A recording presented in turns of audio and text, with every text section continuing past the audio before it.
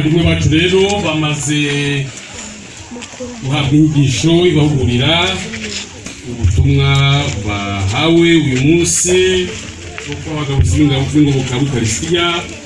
Tumaze kubasaba imigisha ku Mana, tumaze kubatera amazi y'umugisha asukura ibiganza byabo yerekana ubutorwe bwabo nuko bagomba gushyira Kristo bakeye ku mutima ariko bakeye no ku mubiri.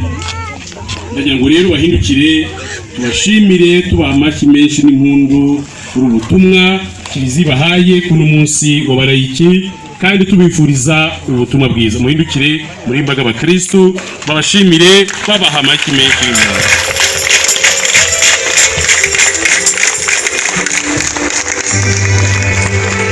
Mwasubira mu myanya yanyu rero, tukaba tugiye kumeza igitambo cy'Ukaristiya twamamaza ukwemera kwacu.